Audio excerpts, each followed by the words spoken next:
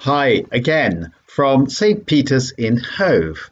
Now, you might have heard this phrase, the tie that binds. It's a good phrase, and it brings to mind the fact that as human beings we form relationships and we form parts of communities. And this, sadly, has become harder and harder in the modern world. The tie that binds has become looser. Generally speaking, sociologists hold up two countries as particularly worthy of note. These two countries are Japan and Italy. The reason they do this is because both are very modern, both are very innovative, both are at the cutting edge of design, Gucci, Sony, etc., and both are highly traditional. Both have very, very strong social ties. In Italy, everybody is attached to their family and attached to their village, attached to their region, attached to their culture, and particularly their local culture. There's a great deal of localism in Italy, at least that is the theory. And of course, I don't know much about Japan, so I won't mention that.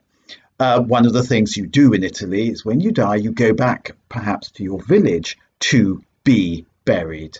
And many people who live in big cities in Italy will often say, "Oh, I am going this weekend to visit La Tomba dei Miei, the tomb of my own people." In other words, my family tomb, which is in the ancestral village somewhere in Italy. This is very important, the attachment to the place of the burial of our ancestors. And this is something that goes back, to the dawn of humanity.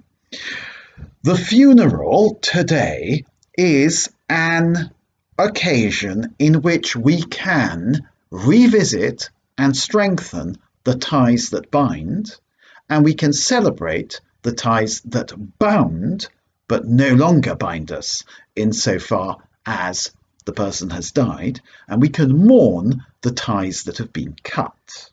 That's why we mourn, after all, because we were attached to the person who died. Therefore, we mourn the fact that the person who died is no longer there. The attachment has been broken. In other words, the tie that binds has been broken, has been cut off. But at the same time, it's important to realize in the people also at the funeral that we have many ties with them, and it's a time to renew our ties with them. I think this is incredibly important. And so the funeral is a corporate event, it's a liturgy, it is a coming together of people who know each other, or who may not know each other particularly well, but who could know each other better. And also then, of course, there's the after party, and that is a time for catching up, as they call it. So the tie that binds is incredibly important. We are not atomic individuals. We are molecular individuals. One of the saddest things about modern Britain is so many people live alone. What is sad about modern Britain is that so many people not only live alone, but have no contact with anybody else. And the only people they ever speak to are people they meet in shops. Now, these people who have no human contact, they all have a chance to go to their local community centre, meet people. I don't mean the community centre will have the words community centre written on it. It'll have a name like the Church of Our Lady of Lourdes or the Church of St. Peter in Hove. You can turn up. Nobody is going to cross-examine you about your views on your beliefs about transubstantiation or the lack of them. And you can go and have coffee and you can meet people. You don't actually have to go to Mass, although you could if you want.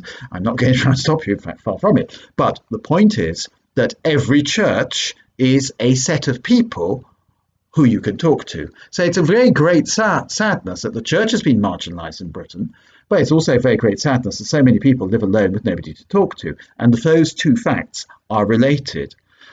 The saddest funerals are those in which there are no mourners. In other words, somebody has died and nobody is there to mourn the dead, except possibly a few neighbours.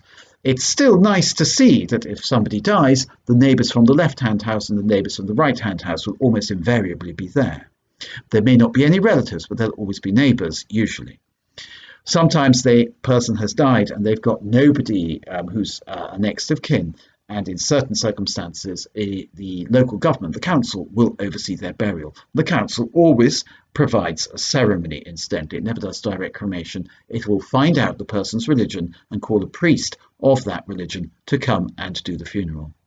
But the tie that binds is so important to us, and it is something that is particularly important at funerals. And not going to funerals is a terrible missed opportunity to reinforce the tie that binds and to reinforce our human identity as people who belong to other people. So I think that's really important. All the very best. I'll speak to you again and soon. Bye.